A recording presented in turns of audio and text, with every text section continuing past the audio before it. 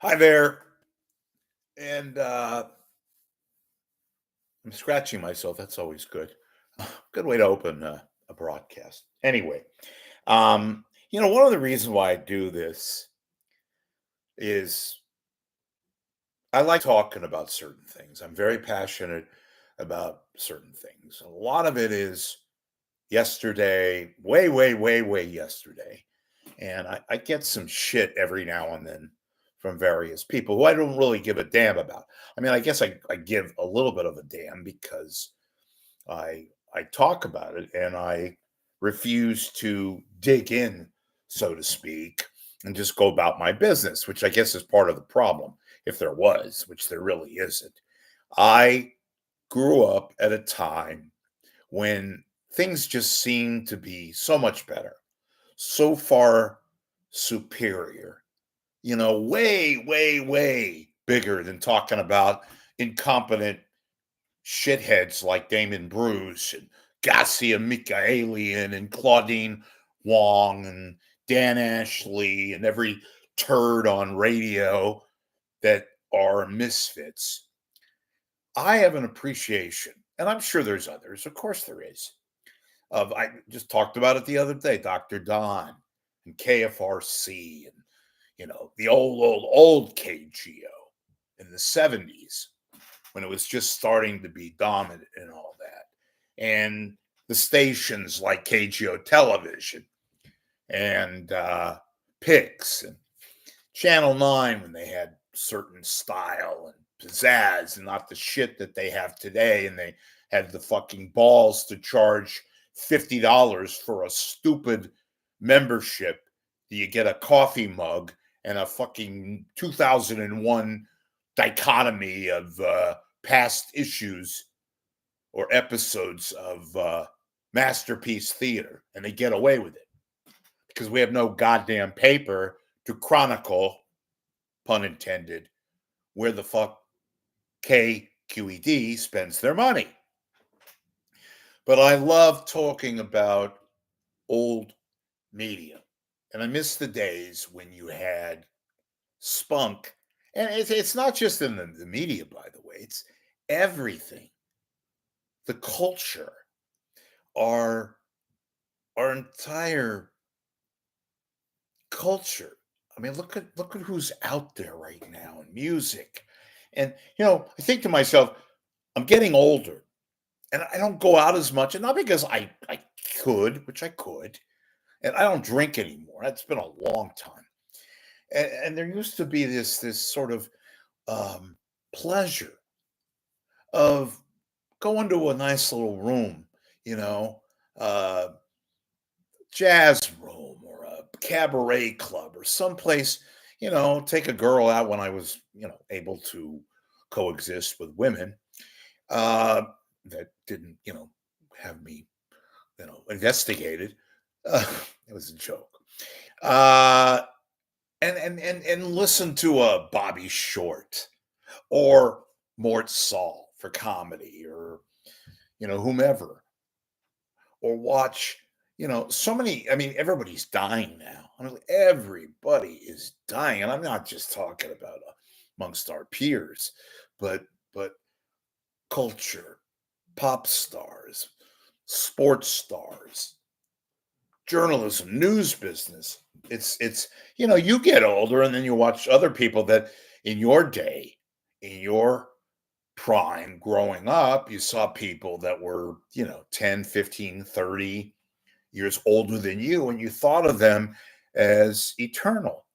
And that, that's just the way it is. And when 30 years later, 40 years later, when they're all dying, and, look, the other day, just recently, George Foreman, dead.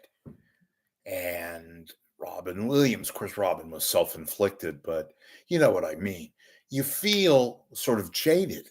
And as I said, I used to go out, and who's there to go out now and see?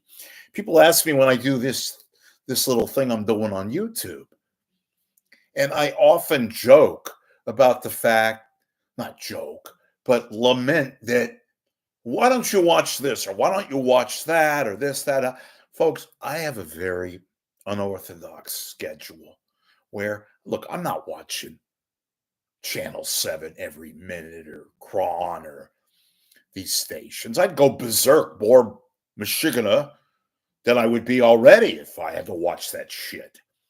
I, but we're losing people, not only nationally but locally. All the prime misfits, as I call them. But the more and more I talk about what I do now, is I appreciate yesterday. I do, and I guess in my mindset, when I watch or listen to the radio, the few times I do that lately, and it's mostly just background on the radio. But um, I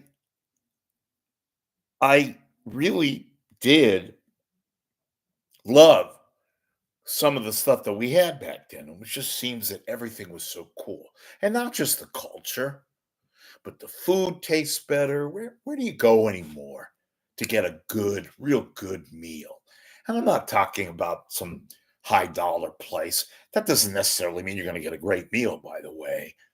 But like there's some places coming back, like North Beach Restaurant reopened, and there's Original Joe's and all. But I'm just talking about a little cafe, where you can get a cup of coffee and a bagel, and just you know, and just basically enjoy, breathe.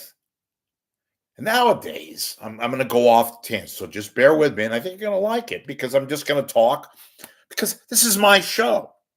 And I'm going broke, basically, appealing to you guys to please contribute because I know a lot of you like it and you watch.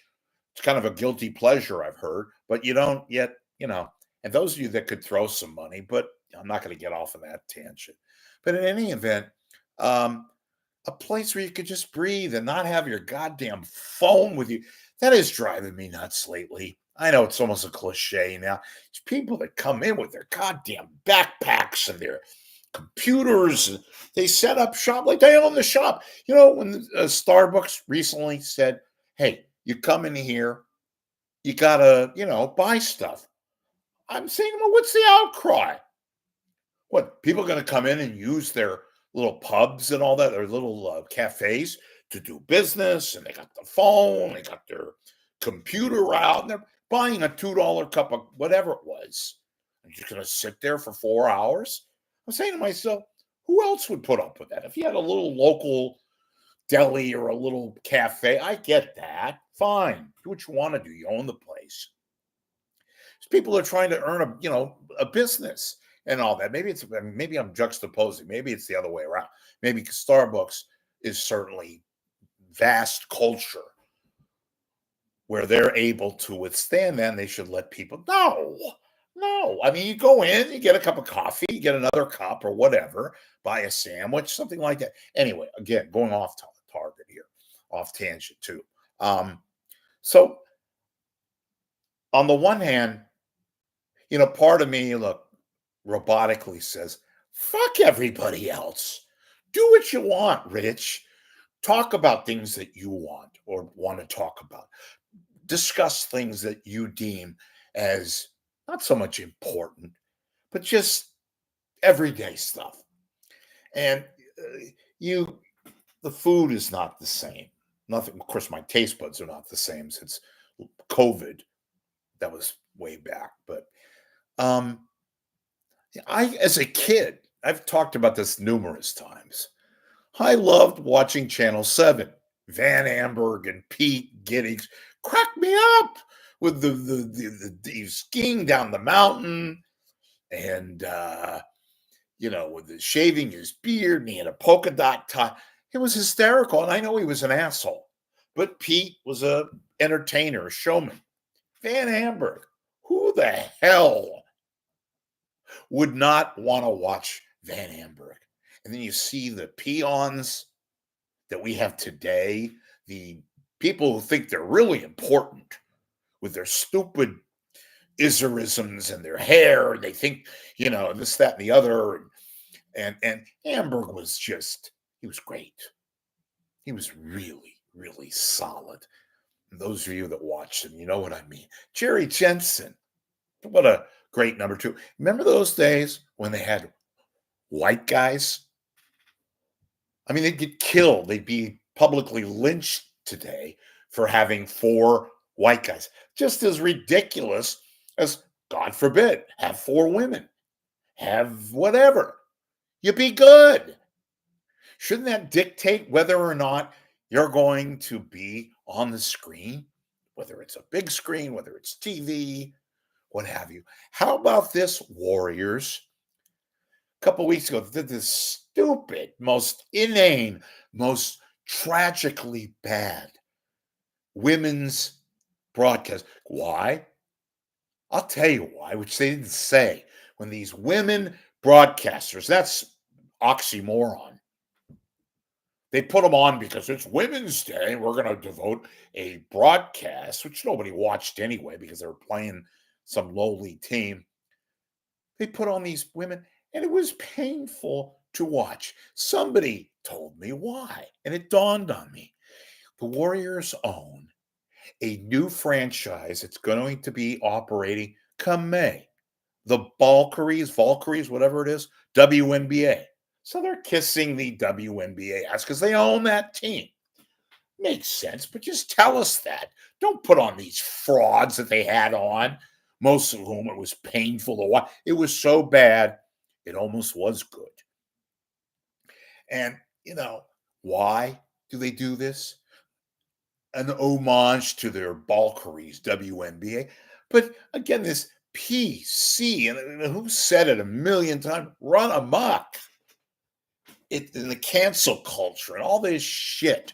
They tried to go after me.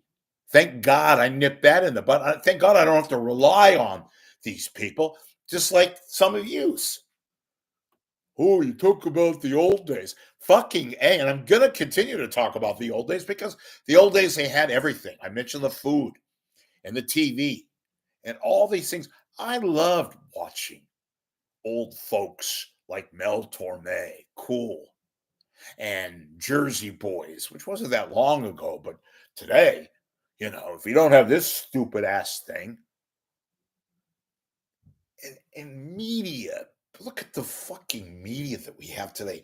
Our Own Backyard, National, David Muir, the network news anchor. How fraudulent that sounds. At ABC, guy's got 7 million viewers, which doesn't sound like a lot, but he's number one. David Muir. Oh my God. And I go back and forth on cable. To me, it's all, like you shuffle papers, kind of a nervous thing that you do. CNN is just there's no creativity out there. It's all garbage, and Fox, they're all the same. Some lie better, some are different. We watch it, we take it in. But our whole culture, look now, you go overseas, and I hadn't been overseas in years, but one thing you notice is we're talking about the death of newspapers. You still see a whole bunch of paper, although most of them are tabloids, but all over England and London and Paris, they still have physical paper. People over there, they smoke cigarettes, they drink coffee and have schnapps at night or whatever they're sipping, grappa, probably in Italy, and they read a paper. We're all with these fucking iPhones and droids or whatever the hell you call them. But I can't, you go into these coffee shops now, and not just the Starbucks, but I go into my little cafe in Rockridge area, and it's a cool little cafe. And, people sit there, and there's some good looking women. And if you're a woman, there's a decent amount of guys who look like they're whatever they do. It's kind of like on the border of Berkeley and Oakland, up on College Avenue. I go to a little, I'll give them a plug. What the hell? The Hudson Bay Cafe. It's a nice little place, and they're open every day. And you sit there, and like I said, it looks like a Woody Allen movie sometimes because you got all these women. They look like they're in their probably 30s, some are in 40s, and there's older, and there's some younger ones. But they sit there and they drink their coffee, and a lot of them are with, you know, their friends and all that. And of course, you have the contingent of people with their, their cell phones constantly, and the the guys that set up their computers, and some women, of course. But one thing that I mean, it's cool, but I always lament the fact that these people, can't you take a 20-minute, God forbid, an hour break from all that shit and just sit down, drink your coffee, sip, relax. They got some decent music playing, usually a little artsy, some old Sting, some old Stones. They have a little bit of Billy Preston. I'm just giving an example. And everybody, I hate this as a cliche now. Chill, chill. And God knows I've got so many goddamn problems. Story of my life, whether it's my life, sickness, which, is more of a pain in the ass and really, really, dire straits, knock on. But I mean, you can't do that these days. You can't. And like I said, I mean, not all of it, but the old culture. The movies were better. I said the food already. Our local, so boy, have we digressed? Have we become, oh, Rich, you say this every time. I do. I know. But I can't I can't put into structure. God knows I tried to say something there that would have, you know, profound nature, and I couldn't, spell it out. But I just can't believe how, God, ordinary today would be like, an Einstein. Or, I mean, the movies lately, do they suck too? I haven't been to a movie for 5 years. I watch whatever I can watch. I don't, I know people that got the Netflix and all this stuff and HBO and all, which is basically, comedies and reruns of old movies. But, just to keep it kind of San Francisco centric, um, have we gotten that bad that we look at who we had? I mention this a lot, and I still can't believe. Look at what Channel 2 was with the Redding brothers and Gary Park and old creature features and Captain Satellite, which I wasn't really that big of a fan of, but I just gobbled that last sentence, so redact that. But things like that, and everything just was slower and methodical, but you appreciated it. You weren't rushed. This thing, god damn, dialing for dollars is like in and of itself a masterpiece theater compared to some of the shit today. Channel 2, and I frequent Target, like it or not. What a uh, how do they look themselves in the back? I guess some of them, they have to work there, I guess. Maybe they were given an ultimatum. You got to do this show, otherwise take care. That. But look at what we got at Channel 2. We got fashion models that do weather gigs. They use their platform to sell clothes. The old days usually was the opposite. You did, your gig was good enough, and you got aplomb or disfigurement, the opposite direction, because of what you did, and not did offset fashion platforms and all that. But I I thought to myself, as I often do, because I'm a lone figure. Um, what is it about the people that that I mean, I come on here.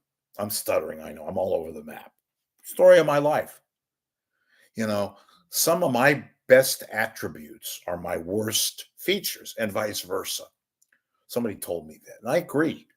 I am, folks, going to go deep because in a me, myself, and I few moments, longer than that, a little bit, you got to be a little cognitive, a little bit deep. And, you know, I have some of the biggest insecurities. Well, duh. Look at myself. I look at my ears. I'm saying, what the fuck is this all about? I look like, you know, somebody said, well, you're not Yul Brenner. You're more like Uncle Fester. And I laughed. And, Uncle Fester was a very prominent person in the Trump administration. No, I'm just kidding. But anyway, um, but I lament the fact that, somebody called the other day, why don't you go out and, try to meet a woman? I said, I can meet a woman. Who's going to hang out with me? And I say that not to be interesting and try to be irreverent and show some deference. I wouldn't hang out with me. And I'm not saying that in a bad way. I've got peculiarities and insecurities. You know, I lamented the fact, and I continue. It's been 7 years now. I lost my mom, and I thought she was going to live to 100. She got to 97 and took her vitamins, was not concocted up here. You know, she was just fluid as all. She looked like she was 75. And I hung out with her a lot. She was very independent, but I thought she was going to live about 2 or 3 more years, and it caught me off guard. It still does. So, yeah, I was a mama's boy because my dad was never around. He was at the racetrack trying to score some wins that he never got. Consequently, I now know, as I did then, but I know fully well, why my mom was so pissed off at my dad, because my mom basically raised all four of us, which was once four and is now three. My brother passed tragically. That's another thing, too, as I go another direction or side for a while, is I'm losing everybody. I used to have a pretty decent family. Lost my mom. I lost my dad about 20 years ago, 30 years ago. I lose track. My aunt, my uncle. I just lost my cousin about 2 or 3 months ago. And, it's really cool to have a family. But when you lose your family, then you get a little bit melancholy. In my case, again, I freak out. I get these, you know, these blatant misery, anxiety, panic attacks, and all that. And mostly affected by my mom, because my mom was very strong, and she always, and she loved what I did. And I wish she could have seen, this show today, even in its sort of depressed nature. But my mom was she was rooting for, sorry, people think I'm doing this for effect. No, it's from the heart.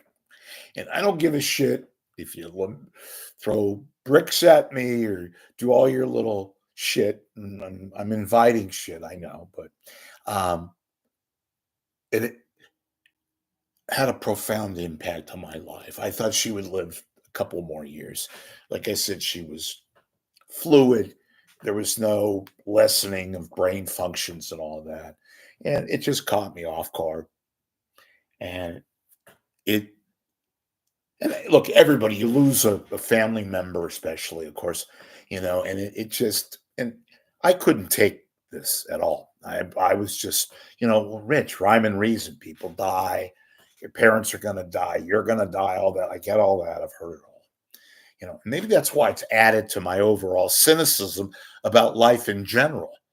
And that is, even, I mean, my mom's generation, and she was born in the 20s. And, with the World War II and the 70s and the 60s, and she obviously was the heyday of the 40s and the 50s with World War II, and how everybody was galvanized and everything was so cool. And there was this real mechanism and mojo and all that. Because, again, the culture was a hell of a lot better. That's a cliche to say, "Oh, the culture was better." Well, you could say the opposite too. You could say, God, the world in which we live in today, it's so far superior and so cool. Everything is great when it's not. It's not, and I'm not bitching about that. Like I said, the food tasted a lot better years ago. The coffee was better. And you didn't pay, I'm kind of half joking. I know everything goes up. But what is it now? $5 for coffee to get a decent cup of coffee? And God forbid you get a refill. And I'm not into Starbucks. I like Pete's. I like stronger coffee. But getting back to my original thing, go out and meet somebody. Have you tried that? And women too. We try to meet men these days, women. I mean, that's why there's so many fucked up people, right? And even in this little thing that I do here, you know, I I don't mean to be judgmental. Yeah. Uh I'm a critic by nature. And it doesn't mean that I do such a superfluous, wonderful job. I'm just coming at you sincerely, if a bit perhaps overwhelmed at times, because I get older and God, of course, it's so difficult to meet a woman. Women tell me the same thing. Know women on these channels, they do relationship shows. They can't meet a man. What's that stupid thing which I've never seen? And I would be probably throwing a brick at my $150 television that I got on sale. Anyway, this uh, uh, what is it? Blind Love or Love is Blind? Oh yeah, Netflix. And I heard about it. I was like, that's what we're reduced to today. So in any event, I I speak extemporaneously. I often speak in weird syntax and fragmented because that's who I am. I don't claim to be any mass communicator and this, that. I mean, there are people making $10 million a year. Like, how the hell does Jake Tapper make 10, $12 million a year? Or people that you watch on these like panel shows. I used to watch the Sunday shows, right? The political shows. And it's all lost its luster too. But some of these people are making like $15 million a year. For what? They have no audience. They have no audience. The money locally, and this is not just the Bay Area, it's all around. They're not making the kind of money that they're used to making. Where 500,000 is kind of a big to do these days, and consequently, they have all these schmendricks out there, and whether it's reporters, there's no reporters. We've got like people that just look like they got off the bus from Iowa or Fresno, and it's not just news, it's culture. There's a few people that are left, they're hanging on. They don't need the money, but they figure, why not? It beats working, kind of a thing. Our sports media is putrid here. We used to have quite a complete bona fide Hall of Fame list of people that were funny, that had personality and opinion and sports talk, going all the way back to like Monty Stickles and Pete Franklin, as advertised. Pete Franklin was a guy, I think he was from New York, worked in Cleveland, and they made a big to-do, KNBR, about 30, 40 years ago. We're going to bring the king, they called him. He was the king of sports talk radio, out to San Francisco. And East Coast kind of style, East Coast guy. And he did very, very well. He had a personality, he had interesting opinions, and you listened. And nowadays, we have nobodies on.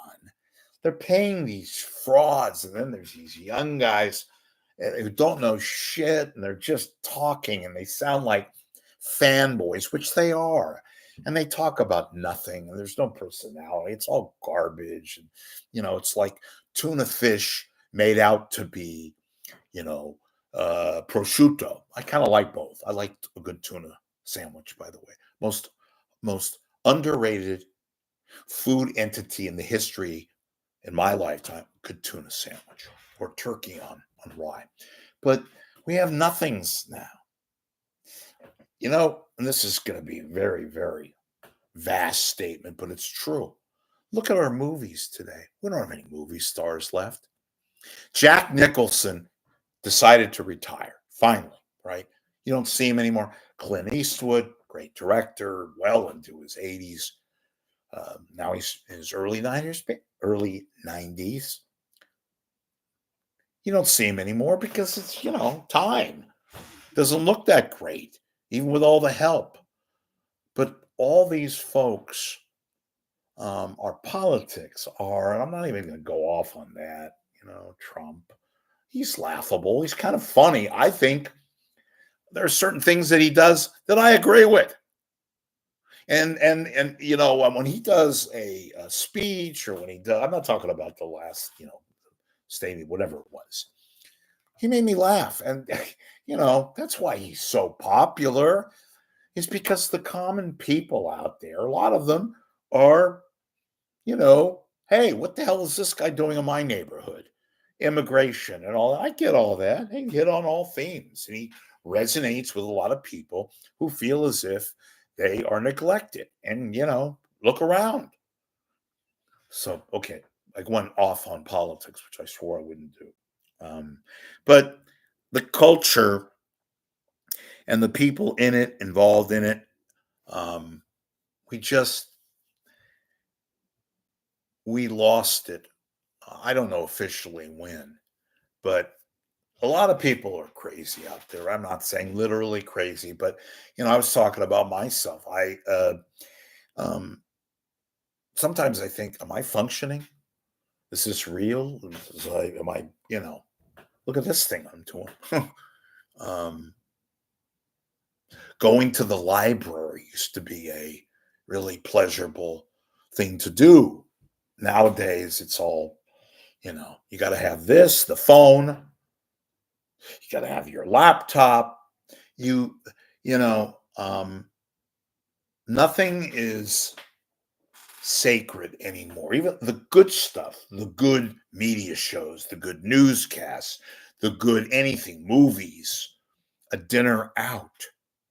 It's all, I guess the only, and I'm sick of this guy too, who I'm about to mention, but it's Bill Maher. He really thinks he's just a special kind of a guy. Look, the guy, give him credit, makes what, $12, $15 million a year, found a niche, single, smokes a lot of dope, multiple girlfriends. Good for him.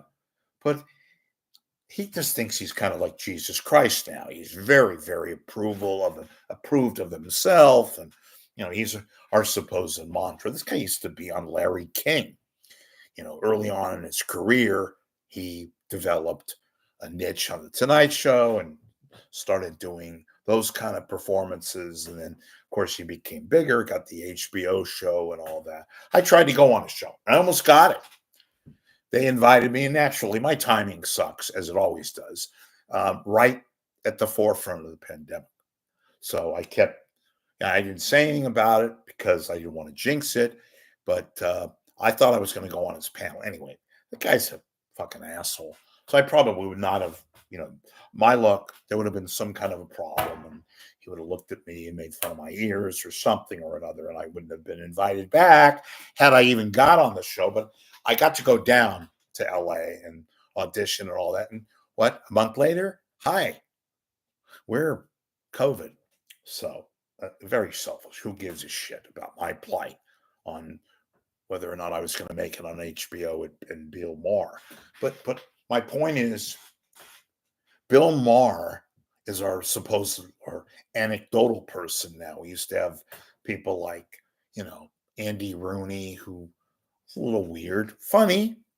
And that was when 60 Minutes was actually a program that was mucho prime time, Nirvana and all that. But even that's the shits now. They're hanging on. I give them credit for staying on the air because who watches that show now? But and for that matter, nobody watches network television anymore.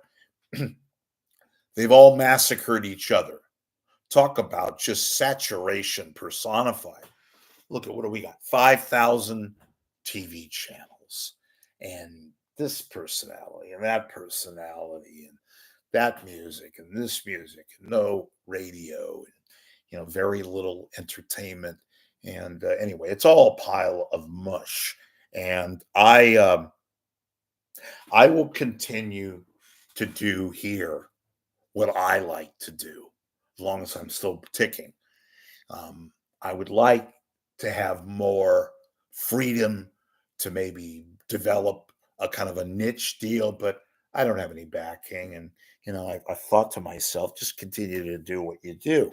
And, you're not making any money off this. And I'm not here to make money. I was here to do a show and to hopefully break even, to have some live content on that you could watch, use the little name recognition that I do have to basically to a back and forth, interactive, talk about things that we all talk about. I know a lot of you who come here, I said this the other day, you enjoy television news still. Um, you like listening to radio when we had radio. And I can't believe a market this size with this cultural background and history and the so-called true birthplace of freedom of speech and Berkeley and Mario Savio and all the events that took place under our lifetime watch that we've experienced directly and indirectly, and now we're reduced to what we're reduced to. Still find that hard to believe, but and finally, just an attempt to answer some of my critics, and I'm being civil here. They're being jerks because they like to post stuff that never gets published, but they do it because they're miscreants and living in their mom's basement. Fuck, these guys are probably in a basement, below Market Street, to be kind. Um, I'm going to continue to do what I like to do. This is my venue. This is my program. Doesn't mean you have to like it or love it, or if hard to believe that somebody could be in the middle. I'm here to fulfill what I like and hopefully what you like. I'm not talking about this little spiel for now. I'm just talking about overall in general. I do a little show. It's not the greatest thing. I've tried to be a little bit more deliberate. Folks, we're all just kind of getting by. I don't mean financially.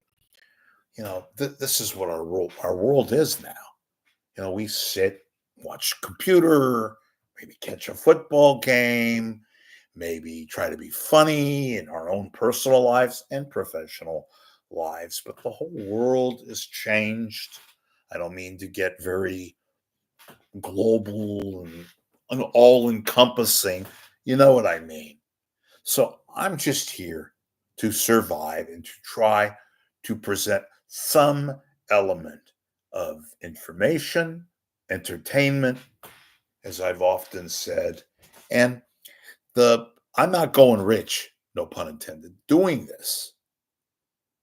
So this is sort of my therapy, if you will. And aren't you glad you were invited to my therapy session? But right now, there are more important things in the world. God, I can't meet a woman. I couldn't meet a woman if my life depended on it. Because I could meet somebody, my love, who would be great. And, one of those things in the movies where these two unlikely people meet, and, they fall in love, man, woman, sorry. And they live happily ever after. Well, look, there's no Harry met Sally in my world. Just won't happen. Can't happen. It's impossible. Um, There's culture differences. There's peer pressure differences. So I do this little thing. It's my way of therapy, my own therapy. And those of you that like it, fine. Those of you that don't like it, I'm not forcing you, obviously. And again, very, very hard to believe there will be people in the middle who they come here because they want to, what Channel 2 is going to hire their next weatherman.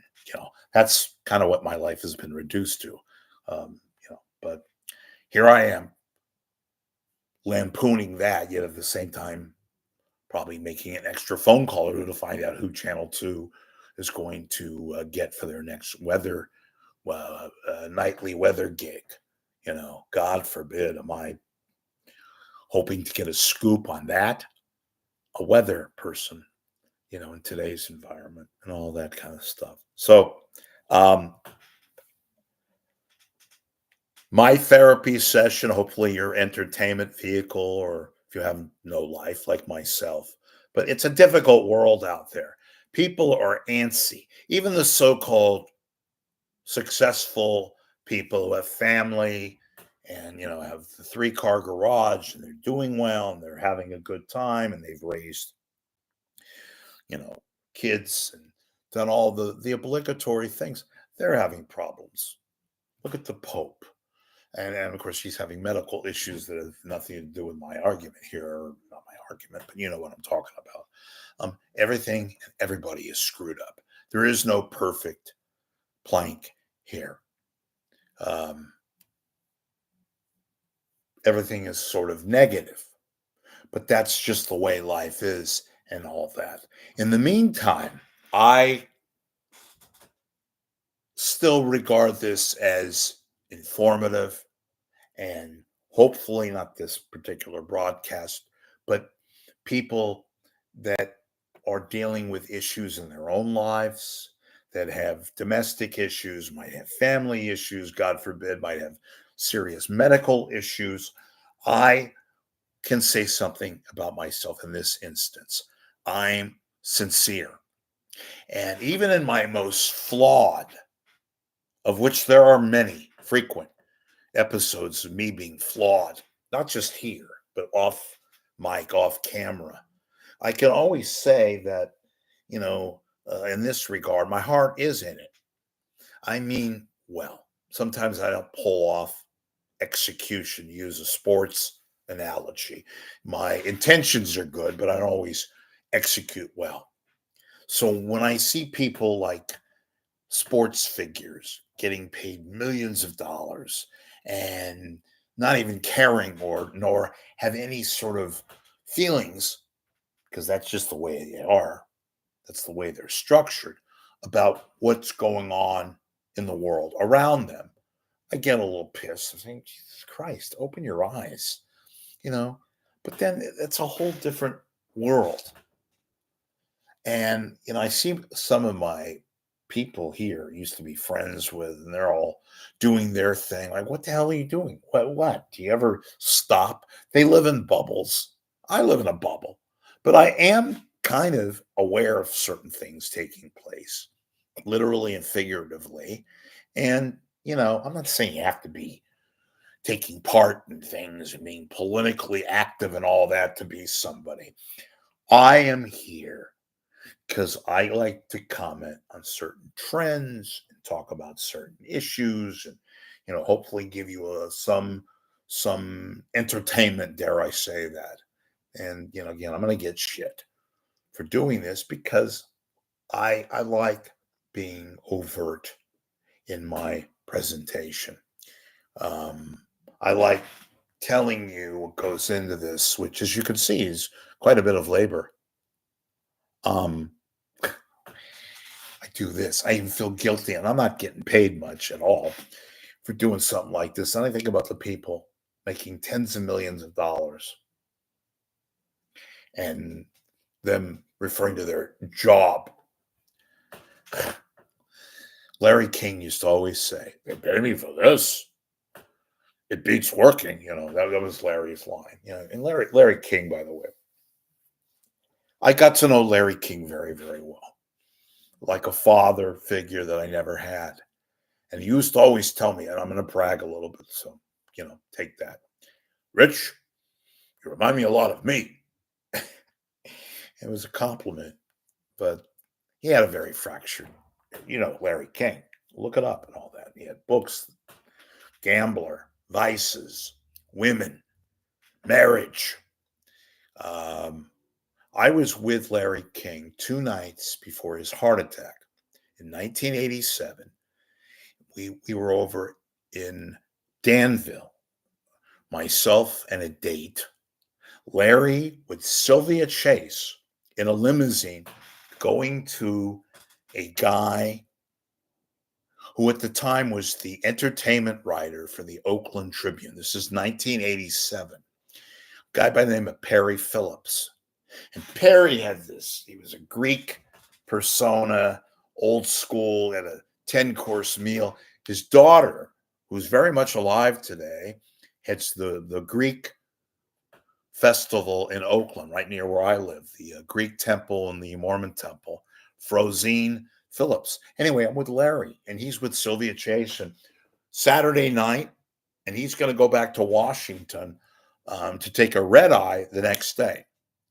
But he was in town to do a broadcast. And anyway, I took Larry to this event with my date, and he's with Sylvia Chase. And we had a blast, and everything was great, and this, that, and the other. And it was like a 10, 12-course meal. And he goes, Rich, did well. That was a lot of fun, and he's back on the air the very next, Monday night. He took a red eye. So it was Sunday night, midnight, Monday. Takes a red eye back to Washington. Does his radio show on Mutual, right? Which he used to do 5 hours. And would start at midnight, our time, and go 5 a.m. He took a guest on. He used to do 2 hours with a guest. Then they'd take questions from the radio audience, all that shit. So I'm making this a long story, but there's a point. He does a show, and he starts feeling chest pains. You probably know the story because he wrote about this, but chest pains, he gets off the air at 5 o'clock, and he lives in Arlington, Virginia, where they do at the time, the Mutual radio show. This is when he was doing radio. 2 years after he got the CNN gig, which was in 85. So what does he do? And it's getting intense, the pains in his chest. Drives to George Washington Hospital, and the rest is history. Mr. King, that was the name of the book. Mr. King, you're having a heart attack. And Larry, talk about vices. Drinking and smoking. He didn't drink much, but he did smoke a lot. He smoked like 5 packs of cigarettes. And he became a very, very indelible figure in my lifetime. And he was such a mensch, a gentleman.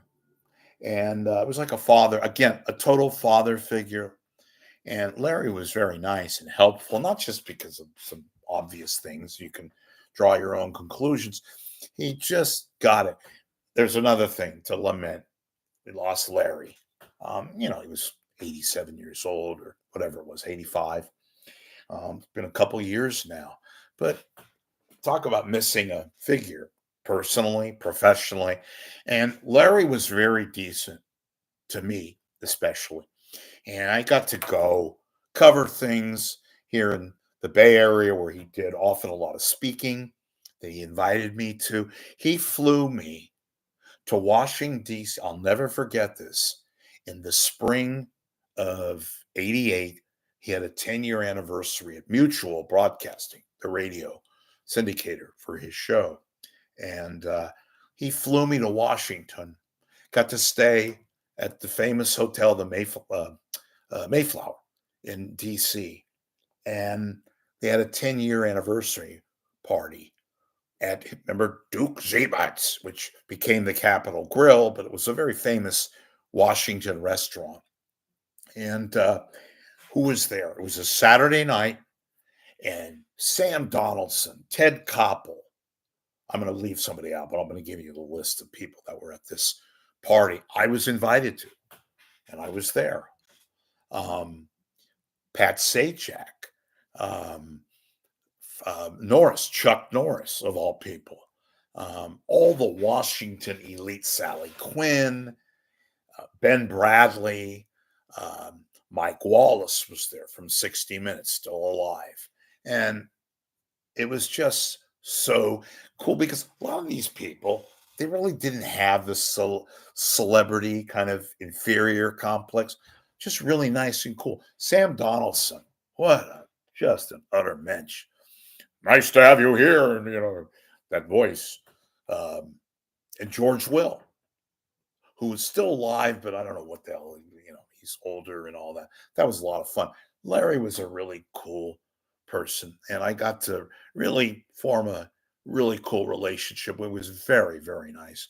Tremendous mentor, tremendous personality. And look, he had his excesses, about that, gambling. Um, when Larry got paid, I think I may have told this story, but it was not that well known. So if I didn't tell it, I'll tell it right now.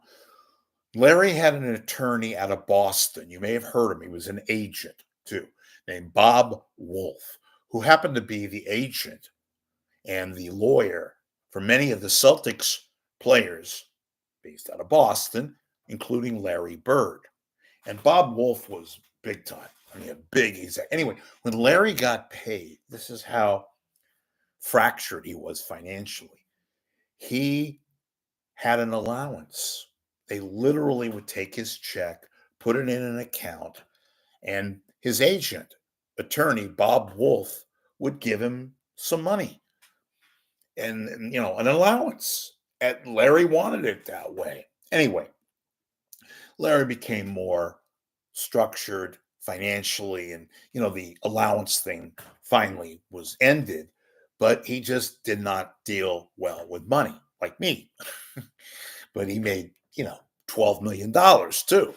So, and then, and he'd go on these speaking engagements and go all over the country and sometimes over the world, got paid a lot of money to do speeches and mostly not a speech, mostly storytelling, which he was fantastic at. So for all of his aloofness later on, and people used to make fun, but very admiredly, I remember Saturday Night Live with the guy doing Larry King, imitations, all that, and the set and all that. Minnesota, hello, Overland Park, Kansas. You're on with, tonight we're going to talk about foot cancer and whether or not Connie Lansford's going to bat 300. I mean, it was that kind of a show on radio, especially.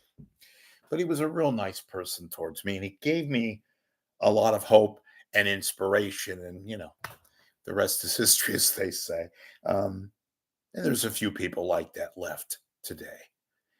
You don't know about it, but we'll just leave it at that. But any event, I hope this was entertaining for you because it's entertaining for me, and hopefully I explain a few deals about myself and how I float and some of these things that I talk about out of habit, out of sometimes just necessity to make myself whole, or at least to appear whole, even when I'm not. So thanks for watching, and we'll see you soon.